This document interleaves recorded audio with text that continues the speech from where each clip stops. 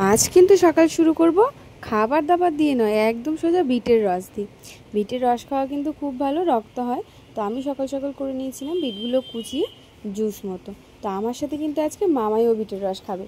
এদিকে বিটটা কিন্তু আমি ছোটো ছোটো করে কুচি করে কেটে মিক্সার গ্রাইন্ডারে একটু সামান্য পরিমাণে জল দিয়ে নিলাম, নয়তো একদম থকথকে হয়ে যায়, সেটা ছাকা যায় না। একটু জল নিলে পেস্টটা খুব ভালো হয়। এদিকে গ্লাসে করে বার করে নিয়েছি রসটা, এটা কিন্তু আমি আর মামাই পরে খেয়ে নেবো। এদিকে করে নিয়ে এদিকে সবাইকে আমি চা দিয়ে দিলাম। চা তো অবশ্যই দিতে হবে সকালকে, সকালবেলা চা না খেলে হয় নাকি।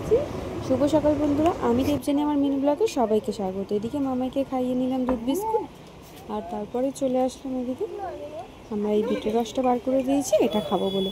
এদিকে বিটের রস নিয়ে হয়ে গেছে ভাগাভাগি শুরু করা, কে আগে খেতে পারে দুজনেই খেয়ে নিলাম। দুপুরে আমাদের রান্না হয়েছিল শাক ভাজা, মাছ ভাজা, বাঁধাকপি আর পটল আলু মাছের ঝোল। এইদিকে দুপুরবেলা কি বৃষ্টি পড়ছে দেখলাম, আবার এই কিছুক্ষণ আগে দেখলাম রোদ, কিন্তু অথচ দেখলাম কিছুক্ষণ পরে আবার এরকম বৃষ্টি কমলেই আমি চলে গেলাম খেতে। খাওয়া দাওয়ার পর সন্ধ্যাবেলা আমি আর বোন চলে গেলাম একটা গিফট কিনতে। আজকে আমার এক বান্ধবীর জন্মদিন, তো রাত্রেবেলা অফিস থেকে বেরিয়ে কিন্তু আমরা চলে যাবো ওই বান্ধবীর বাড়ি। তাই আমি আর বোন চলে যাচ্ছি এখন গিফটটা দেখতে, যে কী গিফট কেনা চাই। এরপর এসে দেখলাম কাস্টমারটা এসছে, তো এই ভিভোর Y29টা পারচেস করলো। এরপর চলে গেছিলাম কিন্তু আমি বাড়ি। এদিকে গিফটটা নিয়ে চলে যাবো বাড়ি। তোমাদের কিন্তু অবশ্যই পরের ব্লগটা দেখে নিই।